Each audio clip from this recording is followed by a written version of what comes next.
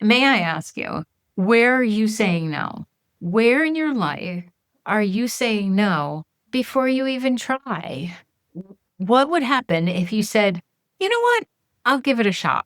What would that open up for you? You can even do this as an experiential body exercise. Whatever it is that you're feeling is a little scary, feel it, let yourself feel it, and then say, what if I gave it a shot? And then feel what your body is doing. Welcome to Intuition, Your Joy Compass. This is the podcast where intuition gets embodied and joy leads the way.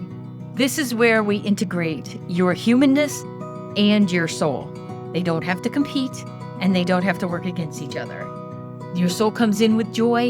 Your human self wants to learn joy. It just makes sense to merge them. I'm Vicki Baird, your intuitive guide, and also your wisdom-led mindset coach. And I want to bring the truth that you do not have to transcend your human experience to feel lit up and to feel aligned. You need to integrate it. And that is what we will do here. So I was standing on the cliff walk in Rhode Island, looking at a 12-inch step down, 12 inches, the height of an average stair tread. And my brain was screaming at me that I was going to die. My whole body locked up. My thoughts stopped. I couldn't move forward, couldn't think my way through it. So you know what I did? I sat down on my butt and scooted down that 12-inch drop like a toddler. And then I kept walking. Because here's what I realized as we walked another 7 miles that day. I could have said no, but I chose not to. And that choice, that moment of deciding to try, even when my brain was telling me I couldn't, that's where joy lives. Not in the absence of fear, but in the decision to move forward anyway. This is Joy, your success compass. And today, we're talking about what happens when you don't say no. So I had said to Mike that before we get into spring, we need to go away for a couple days without all the critters, without volunteering, without work, and just have a couple days to ourselves to connect, to explore, and we always do a lot of walking when we go away. So we chose Rhode Island because it was close enough, and yet neither one of us had been there for an extended period of time. And I needed to be by the ocean. I needed just to see the ocean. I think he needed it as well, probably more than I did. Once we got there, he was the one that kept getting us back to the water. It was 30 degrees outside Fahrenheit, and we just didn't care. We wanted to go. So there's this thing called the cliff walk, and it's 3.5 miles one way along the ocean. Beautiful mansions, stunning views.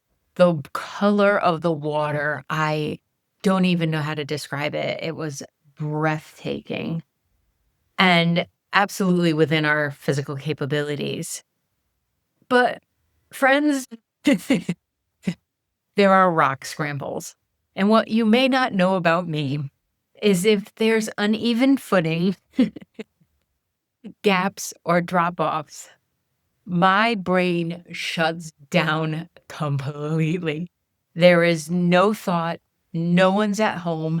It's what we strive for in meditation, but I can do it if you just give me one of those, when they do like what do they call it? The jetty or something like that, where they build the breakers. When they build the breakers for the water, kids are jumping all the way down through. I freaking freeze every time. It's not an anxiety I can even talk myself through. It's a total lockup. Body won't move, thoughts stop, survival mode kicks in. My brain, there's not even words. There's just a perception that I will fall to my death. And this one was 12 inches. Most of the drops in this were really minimal. And actually the rocks that we were walking over, the boulders and stuff that we were walking over, were pretty flat for the most part and had good tread. The terrain was manageable. I was 3/4 of the way through this thing, and most of it was, if not sidewalk, it was definitely, like if you were hiking the Appalachian Trail or something. It wasn't horrible. So, it's not actually acrophobia, which I've been told it is a fear of heights. I love heights. I actually like being up on things and looking down and, glass elevators, all that kind of stuff. I'm okay with that. But there's something that happens in this visual height intolerance where my brain detects a threat that overrides rational thought. It just goes to the place that you are not going to be okay. Been hiking quite a bit for 10 years, have done some ones that I don't wanna think about right now because I'll probably lock up. Mostly my train of thought is if I don't know it's there, I have to go through it. Like, I have to work my way through it. There's just most of these hikes, there's no turning back.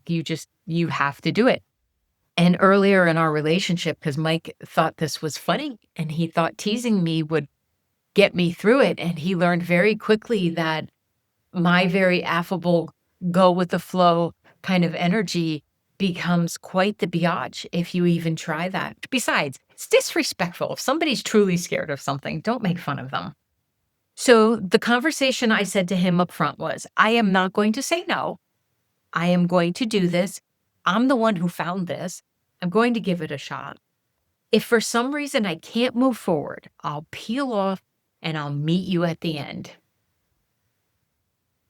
However, and this is pretty key, I wasn't committing to finishing, but I was committing to trying. I was committing to show up brave, do as much as I could. And if I couldn't do it, I also wasn't going to judge myself. So I wasn't leaving room for him to judge me, and I wasn't going to judge myself. So we're walking along, and the first part starts out, it's all paved, it's beautiful, it's ADA compliant. I was making noises along the way because it seemed like every 12 feet they had a sign of a person going over the cliff. So every time I saw the cliff, I'd go, and I would make that noise. So it is a bit like walking with 12-year-olds if Mike and I are together. But so I was having a good time because I removed the pressure of success or failure. I was not going to. I have spent so much time prior to doing neuropathway work and the positive intelligence work, judging myself inside my head that there's no way I was going to allow it to take the joy out of this. And it takes the joy out of it for Mike too. So I was creating a space for possibility, the possibility that I finish this thing. It's wonderful. We are not the people that are going to tour museums and all the mansions and such. Museums I will, because the history is there, but mansions, yuck. Can't decorate a space to save my life. But I wanted to create that space of possibility, and I wanted to both honor the fear that my poor little amygdala comes up with, and I also wanted to honor my desire to try it, because I always say, if it scares me a little bit, I need to try it. So what actually happened, there was nowhere to peel off. Once we were about a mile in, there were no longer, streets that I could take and walk back to where the car was and wait for him. Or just sit down. I've done that before if he insists on doing a part or a section that just scares me too much and it's not we parked a car at each end. I have sat down and read a book or did some writing or just talked to nature. There was nowhere to peel off. I had to keep going. Each rock scramble, each gap, each uneven section, my brain was talking, but it wasn't loud enough that it was distracting. I just had to be smart about my foot placement. And if I got a little hung up, Mike's very good about giving me his hand so that I can use that to steady. Did I mention he's like a mountain goat? I ended up attracting a partner who's a mountain freaking goat. right up the mountain, bounce down it. It's ridiculous. The opposites we are when it comes to that. But he's also very good about put your foot here, put your foot there. And then, I'll take his hand because sometimes my legs are too short too. There is that aspect of it. I kept moving. I really did. And I was like, this is cool. I was being present, loving the spray of the water. At one point, the rocks were lined up in a way that I've never heard this before. When the water came up and went back out, it sounded like the combination of a xylophone and pop rocks. It was the coolest thing. It didn't translate well into video, or I would add it, but the sound didn't really do as well on my phone. But so then we get to this place where it's 12 inches at most. It could not have been more than that. And my brain locked up, complete lockup. We're not going anywhere. I got frustrated. I even went, "Urgh," because I was so frustrated. Thankfully, there's no one around. But if there was, you know what? I did get frustrated and I did express. But then I said, no, I am going to do this because I want to celebrate at the end that I had something that was there that my brain wants to make bigger than it is, because I don't know, maybe I was pushed off a cliff in a past life. There's something there. I have no fear of snakes, bugs. A little hesitant about being in the woods if I hear a Bigfoot's fall, but I still know that I'm probably going to be okay. These freaking things, holy moly. So I sat down and I scooted on my butt and I kept going because I was not going to, well, first of all, there was no way I'd have to turn around and walk the whole thing back, which really meant that I would have to cross all those rocks that I already crossed. And I was like, I don't want to do that again if it's just this one here. So then I did it. And then as we were walking, and this is where having a good sense of humor comes in handy. I kid you not, we walked probably another eighth of a mile. And there were these random steps in the middle of nowhere that helped you to get up to another rock that was pretty easily accessible. I should say I'm much better going up than I am coming down. If it's going up, I actually don't have much of an issue. It's coming down, unless it's a big drop off. We are not going to talk about those. But those steps were just there, and I was laughing. I'm like, why couldn't they have been back there? It would have been so much easier. But then I wouldn't have, as we're walking, because we don't talk the whole way, we have moments of introspection, and sometimes you just run out of stuff to talk about. And so we're walking around the streets and stuff, and we did another 7 miles. And I kept hearing in my head, it was a download, that this needed to be a podcast. And I was like, okay, what are we talking about? And the message that came through was exactly what I've said. And what's this called? I could have said no. I could have turned back. Could have let that fear win. But I didn't. And I want to be very clear that I was in no mortal danger here. I was not in any place where it was unwise for me to keep going. A 4-year-old would have just jumped right off that thing. But what the choice also meant was I didn't have to conquer fear. The fear was still there. It's still going to be there as we're heading into hiking this year. We've committed to doing way more than we did last year and doing some of the whites in New Hampshire. I know I'm going to face this, but it's not about conquering the fear. And I realized, okay, if I don't have to get over the fear, I just have to work with it. It was still there. And it wasn't even about being brave, although I would say that was a component of it. I scooted on my butt. And you know why I scooted on my butt? It's because I do functional training and I do yoga and I stretch. So I could get down on my butt. So I have to keep doing squats so I can save myself on these things.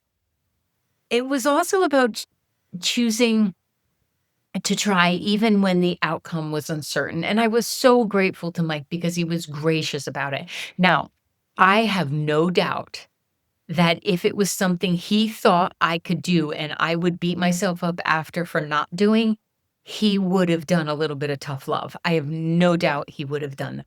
At least he doesn't tease anymore because I'm going to push him off a cliff if he does.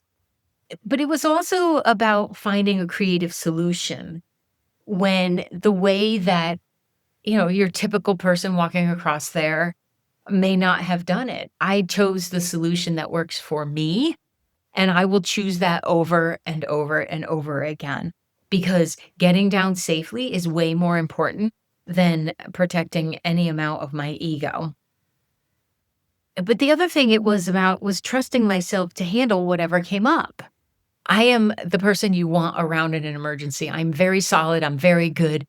I can most of the time get us to the next best step. And if I can't, my intuition does. So it's a good working combination. But trusting myself, I've learned to trust myself that I can handle whatever comes up. And in the past, the judgment that would have been in there is you're being ridiculous. Why can't you do this? You're just, you know, incapable, or you're being dramatic. My hyperachiever would have just focused on the fact that I didn't do it 100% correctly instead of the fact that I was learning to listen to my brain. And what that came to was the joy. And what the joy actually is in this is not the jumping up and down and the woohoo and everything's so amazing. That came afterwards when we finally got to sit down. But what the joy is not the absence of fear or difficulty. It's that it joy can be found in things that aren't easy. It can be found in moments that are uncomfortable. And I know that the joy was on the other side of it. I and if I had said no, I also would not have been able to experience that. And I my future self, my now self, is so grateful to my then self for kind of hanging in there because joy comes from believing in ourselves, sure, but believing in ourselves comes from doing hard things. And doing hard things requires choosing not to say no, whether that's, a rock scramble, whether that's being clear with somebody in your relationship, whether that's saying goodbye to someone or quitting a job or whatever it is, the doing hard things requires a choosing to say yes and to not say no. And when you use it as a compass, you can ask yourself, does this challenge lead towards growth? Does it lead towards connection, aliveness? Well, then it's worth trying. And I have experiences from before. We climbed Killington in Vermont. The courage it took me, and I almost bailed on that one. I almost walked an extra 10 miles to not go down. And then I just said to him, don't talk to me. Do not say any words. Just let me go and let me focus on my next step and I will get down.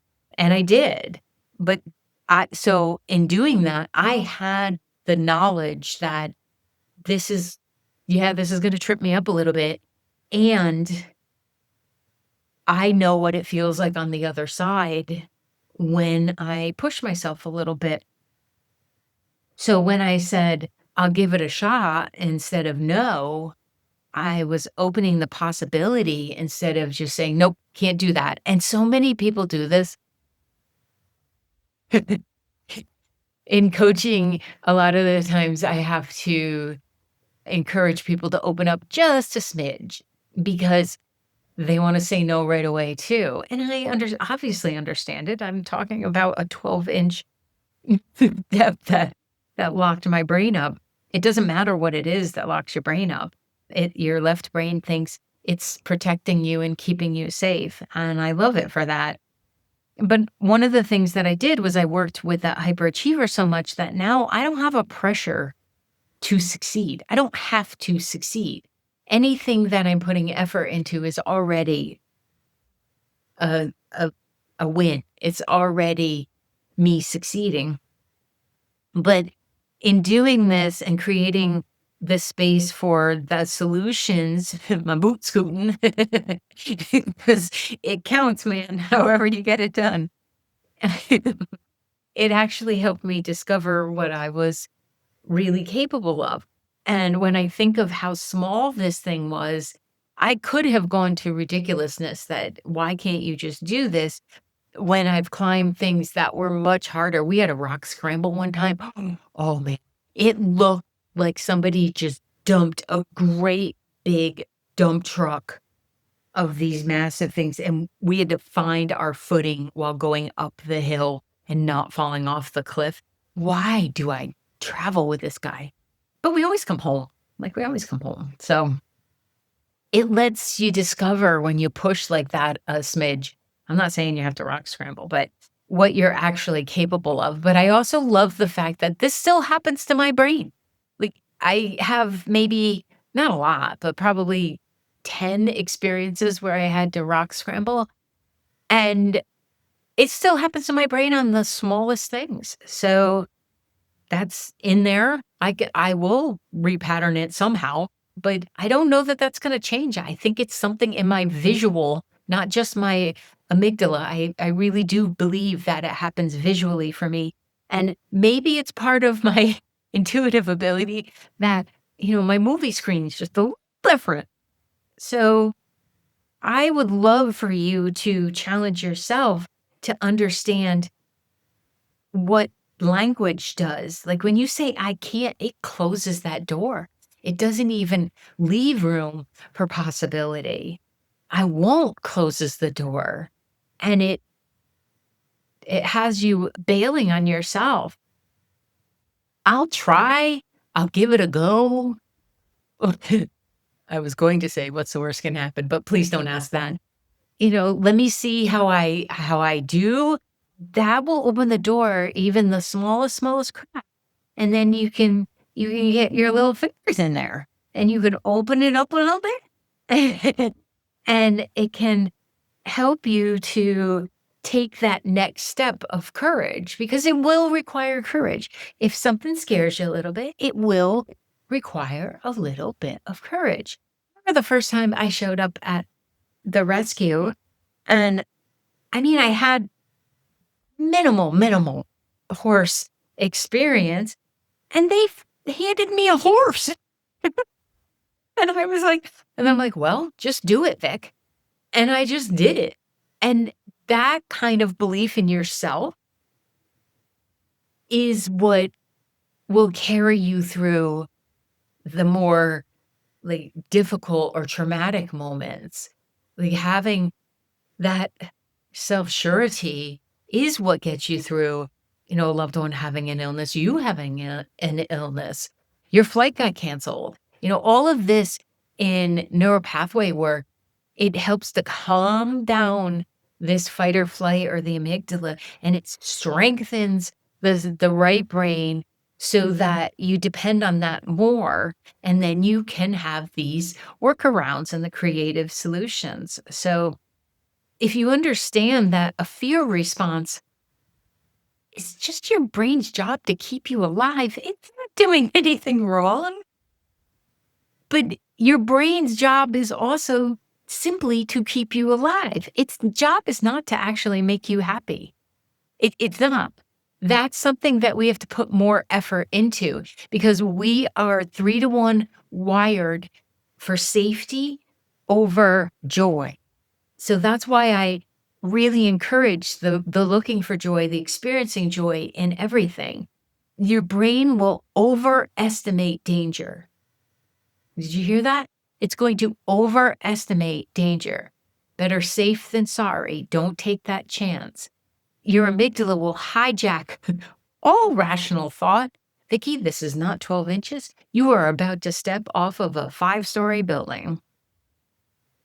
And while this is normal and it's not a character flaw, it's really important for you to know that so that you can, in those moments, like I knew I wasn't in danger. I also knew I had time. The sun wasn't setting. For once we were out there earlier and I could take my time, but it's also because I can see that my left brain is going to hijack my right brain and it's going to make it much worse than it needs to be. We all know those people that go to drama first, right? Makes it worse. And it's not a character flaw, but I really do believe it's something that we owe it to ourselves to manage and even rewire so that you're not caught up in that fight or flight all the time. And therefore, if you're working with it and not against it, you don't have to eliminate the fear. You don't even have to be brave. You just have to find a way forward that your nervous system can tolerate. And if it's a boot, scoot, and boogie, well, you just do the boot, scoot, and boogie. I believe I even sang that while I was doing it. Sometimes it is a scoot on your butt, and that's perfectly fine. Sometimes it going for on one more date before you decide, is this person someone I really want to spend time with? It's okay. Sometimes it's visiting a city you thought you wanted to move and staying there for 3 weeks. So it's not just vacation, but you're doing that and you do it scared anyway. So may I ask you, where are you saying no? Where in your life are you saying no before you even try?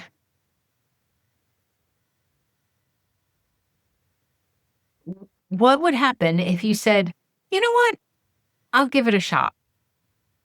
What would that open up for you? You can even do this as an experiential body exercise. Whatever it is that you're feeling is a little scary, feel it. Let yourself feel it. And then say, what if I gave it a shot? And then feel what your body is doing. Give it a chance to visualize. I already knew before we started walking that I was going to say to Mike, I'm going to give this a shot. And I'm not going to say no right away. And we will see what happens. What fear is your brain amplifying beyond the actual risk? We just had a conversation about this morning. We have kittens. They're about 8 months old now, 9 months old, somewhere in there. And they've just discovered the back door. And they've discovered that leads to the garage. And while our garage obviously has a door, they got out into the garage. And, the door was shut. They were fine. I let them explore a little bit, brought them in. Well, that freaked Mike out. And we had to have a conversation of actual risk. What was the actual risk here? There was no risk. The doors were shut.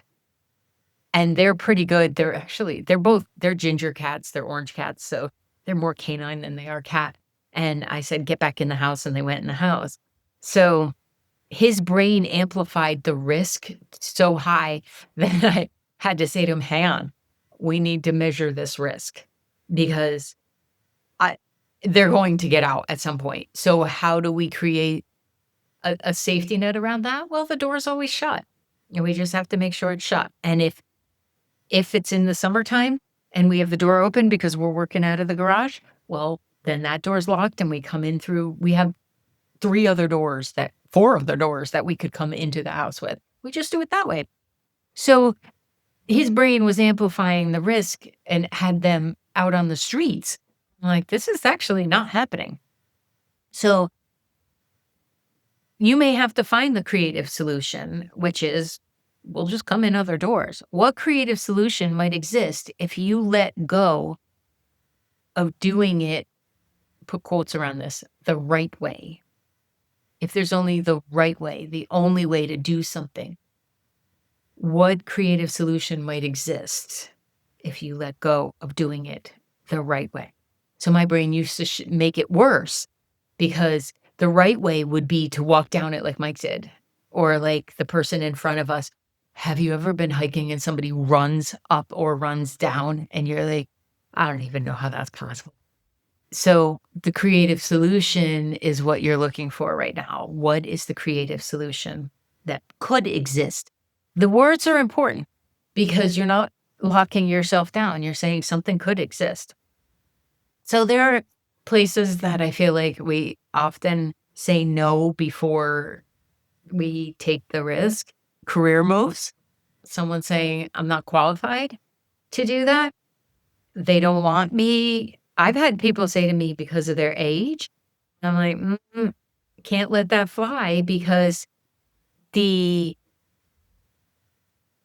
truth is probably pretty far away from that because we are seeing a bit of a shift professionally away from just because you have a piece of paper, I'm going to spend money on you. So anything that's coming up in a career move that you say no to, what's the creative workaround? What's the solution? No, maybe you don't want to work at that place that you're applying, and that's the real issue. It's not that you're not qualified.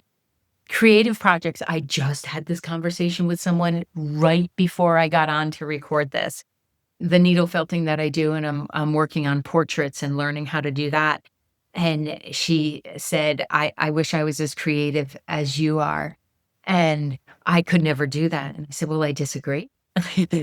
Because you absolutely could do it, but how do you know you can't do it if you've never done it before? So creative projects, I used to say this. I used to say, so I have 7 brothers and sisters. And I would say they all got the gene and I didn't. And it was a way of my brain protecting me from not being perfect, hyperachiever, nice to meet you, at the whatever it was we were talking about. Relationships, I'll probably get hurt. Well, my friend, that's a reality that you'll be hurt at some point because relationships exist in the realm of hurt. And that's just true. So you will get hurt. I have found saying I will get hurt is easier than saying I probably will get hurt. It's just like, okay, it's a known now. I find with relationships, though, people are more afraid it's going to leave than they are of getting hurt. Like they have something that feels really good that aligns with them and that it's going to go away. And I've seen people sabotage relationships because of that. Physical challenges, my body can't do that. How do you know? How do you know? Some of you may have physical conditions that you do know, but you do know because you have the evidence. What I'm saying is, if there's a physical challenge of something you've never done before, you can't know that your body can't do that. You have to give it a shot. And even new experiences, that's not for people like me. Well, you're a people, so I guess it would be for people like you. I mean, if you know yourself well enough to be like, no, please don't make me tour the mansions. Please don't make me do it. I will be bored to tears. I'll be polite, but I'll probably say something inappropriate because I want to go. And don't make me do a tour. Oh, please don't make me do a tour. It's knowing yourself well enough that you're not saying no to the new experience. You're saying, no, that really is not something that I find fun. So if something connects you to something or someone meaningful, there's your joy compass check, right? Like there's your check. Like this feels good. This feels like something I want more of. So send me in that direction, coach. It makes me feel more alive, even if I'm a little bit scared. Remember, fear and excitement, same vibration, quantum fields, but depending on where you're looking at it from or where you've been programmed. If you have a yes to it, will it lead to growth? Does it connect me to someone meaningful? Does it make me feel even more alive, even if I'm scared? Well, then you have to try, even if you have to scoop on your boot. And when it's okay to say no, well, does it violate your values? Is it going to harm you or others? Is it someone else's dream that you are trying to take over and not really yours? Or is it someone else's dream and it doesn't feel right to you and you don't want to do it? If it's yes to any of those, then no thank you. I think manners are important, but no thank you is your best segment, is your best choice, is your best next move, not segment, your best next move. Thicky segment. So the accomplishment isn't necessarily that I walked over 10 miles that day. I do that often. That I scrambled over rocks my brain told me would kill me. I kept picturing like the trolls in Frozen. Like they were going to stand up to make it less scary. But scooting my butt down a 12-inch drop, because that's what my nervous system needed, that's self-love. That's moving forward in a creative way. And at the end of it, when we got to the end point where we had to walk through a bunch of sand, that was a workout with him. And looking back, I took a picture of the end of it, not the beginning, the end of it, because it wasn't physically taxing at all, but it wasn't easy. And I did it. And I felt joy of having done that because I could have said no and I chose not to. And that's the thing about using joy as your compass. Joy doesn't always look like comfort. Sometimes it looks like a 12-inch drop that's going to terrify you. Sometimes it looks like finding a solution when the quote unquote right way doesn't work. And sometimes it looks like choosing to try even when you're not sure you can do it. Right. Joy is really waiting on the other side of I believe in myself. It really is. And then you get to feel it. You get to be in it. It's no longer waiting on the other side of something. So how about you do that? How about you just give it a shot? Your knees might still be knocking. It might take a little bit of courage. But just think of me scooting my boot over that or down that ledge a little bit and think, geez, this was Vicky's level of fear. I got this, whatever it is. And you might surprise yourself with what you're actually capable of. You will surprise yourself. I know you will. I know you will. So thank you so much for listening. Can you tell there's been a lot of introspection lately? The podcasts are centering around, hey, guess what I learned about myself this week? And I hope it resonates for you. I would love to hear if it does. And where are you choosing to say yes? Where are you giving it a shot? Joy being that compass, you can trust it. And you will be successful in anything that you say, let me just give it a shot. So thank you so much. I really appreciate you being here. And I will see you in the next episode. Thank you so much for listening to this episode of Intuition, Your Joy Compass. I'm so grateful you are here. And I'd just like to leave you with what I would consider a listening agreement. By listening to this podcast, you agree to stay open, curious, and connected to your own intuition. You agree to take what resonates and throw out the rest into your body, into your breath, and into your lived experience. You agree to honor your humanity, trust your soul's voice, and let joy guide your next step. This is not passive listening, and this is not toxic positivity. This is conscious receiving. Thank you so much for being here.